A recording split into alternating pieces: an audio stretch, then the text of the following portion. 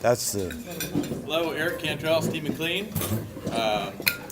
Celebrating my 6th year in business, and it's been rough trying to establish a business the right way through referrals. That's really what I want my business model to be, is a referral-based business. I'm not a coupon-based business, a coupon cleaner. I don't send out coupons. I don't even send out prices with any of my advertising. I did at the beginning start with the prices, and I figured out that if you're going to do the price game, you're going to have to keep getting lower and lower and lower, and it's going to get to the point where I'm going to have to offer my services for free. And it's just like, I'll come over and, how much do I have to pay you to clean your own home? So it's really worked out better for me this way, and I've continually educated myself. I started out in truck driving. I've got over 1 million miles. I've actually got a degree in aeronautics. I was working on helicopters, so when you're looking at those fire suppression helicopters that are the big sky cranes, I have a picture of myself under one of those, and you can really get just a picture of how gigantic those things are when you know how big I am. And I look really minuscule underneath one of those things. So, but that was a lot of fun, and through the mortgage turns, everybody's in mortgage for a while. I had a friend that had a mortgage company that was really successful and then went out of business, and like a lot of others.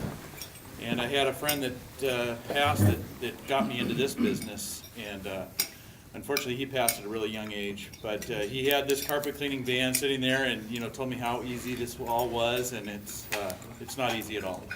So he actually lied, but it's been fun. I tried to, I've always tried to educate myself in whatever I do. So I went to the IICRC, which is the only institute that you should be worried about. They are the ones that send out inspectors in case Shaw or Mohawk or any large carpet mill has a problem. They're the people that are going to come over to your place and look at your carpeting or your flooring or your textiles, and they're going to make that decision, whether it's a warranty issue or whether it's your issue. And it's not the Allergy Institute, which Stanley Steamer seems to, glom onto. Everybody's going to get really good carpet. They're going to remove the allergens if they're getting a proper cleaning. And now I've just been getting into the low moisture. It's always been out there, but it just hasn't been a really good technology. And the company that I found, they don't sell in this area. Actually, I have to have it shipped into me. And they offer an assortment of products. They have a spotter, they have a traffic lane cleaner, they have a regular cleaner, they have a pet spotter cleaner for pet stains and pet problems and other stains like that. And I went over to Brett Peterson's house. He had puppies. I took care of those issues, and he keeps telling me that those are really good. I had a lady that had a cat that would just constantly throw up in her front room. I mean, as soon as I would leave, it would just, make a beeline to start throwing up again. So, and she had white, yeah. So, and she had a white carpeting. It was a Berber, and it came out looking really good and lasted a long time. So, and Liz was gracious enough to let me use her as a guinea pig for some of this stuff, to let me see how it would work. She has really older carpet, but it's actually well kept, and so it's a good trial because she does have a nice traffic pattern that she likes to go in. So and that's really a good example of if it can get that clean, and make it look good, then it's going to be a good product. And how well is it going to hold up? And so I'm just going to ask, if anybody has any questions, because I've spoke up here before, and I know that the low moisture is a lot newer for me. And if anybody has questions about what I do, they can let me know. Yeah, go ahead, Kristen. If you say you're in between carpet cleanings and you have a stain on your carpet, what should you use and what shouldn't you use? Because I've used harsher chemicals in the past that have kind of messed up my carpet. So Right. What do you recommend?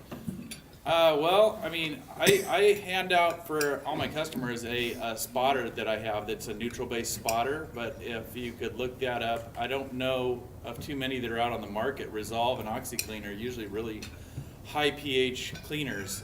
That's one of the things that a lot of these cheaper truck mount guys do is there's cleaners out there that are super hot.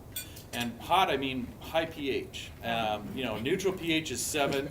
Some of these guys are doing like 12, 13 pH when they're cleaning apartments. And you can spray that down on a carpeting.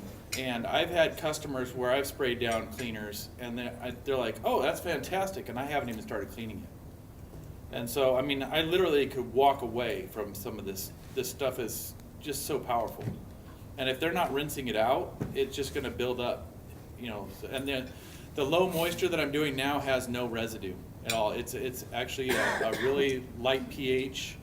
I think it's just a little bit above 7. And there's actually even a green product if you have to be green. It's mostly the states and the federals are asking for that kind of product just so that they can put on, hey, we're cleaning our facilities with completely green, products. But I don't think it works as well. The other products are low residue, and they're not, in California you can't have VOCs, which are volatile organic compounds anyway. So you're going to get a green product. And Brett, what was your question? No, it's okay. Got it. Okay. Yeah. If I happen to run across someone and say, oh, well, I'm going to get my carpets cleaned tomorrow, I'm like, why did you call me? I'm using Stanley Steamer. So, and I said, well, other than being an idiot, how can I tell them how you differentiate between you and Stanley Steamer? Well, Versus just saying, Number one, they're a franchise. I own the company, so I care about my business a little more than just an employee going out there. Number two, I'm educating myself. They don't have certified cleaners. They have certified through the Allergy Institute, but you have a certified through the Cleaning Institute. Somebody that's trained to do that and keeps up with their continuing education. So I mean, I've got certifications in odor control, carpet cleaning, carpet repair. Upholstery, advanced upholstery, stone and tile. These are some of the things that I can, get certifications in. You can get certifications in water restoration, and you have to spend time and money and keep your education up. So that's the difference. Is a lot of people that I talk to that are in this business, they just kind of got thrown into the wolves. Like one guy worked for Sears before he started his own business. And he said they must have bought 20 couches for him because he ruined that many people's couches before he actually got it right on what he was doing. So, yeah, go ahead. Is the low moisture the stuff that you used on my chairs? It is. Oh yeah, that works great. Yeah. Eric, you are, I think, a perfect example. You and your business, perfect example. You get what you pay for in this world. And I think that's the answer to the Stanley Steamers. You may seem initially at higher price, but you bring so much more value than any of those other organizations bring, and I appreciate how hard you work and what a fantastic job you do. Yeah. Well, one place I cleaned was Bill's place, and there was literally somebody across the street that had just set up and started cleaning, and I just pulled into Bill's driveway. I was just unloading my stuff. By the time I was ready to start on Bill's place, they were already packing up and gone. Sure. So, yeah. That's my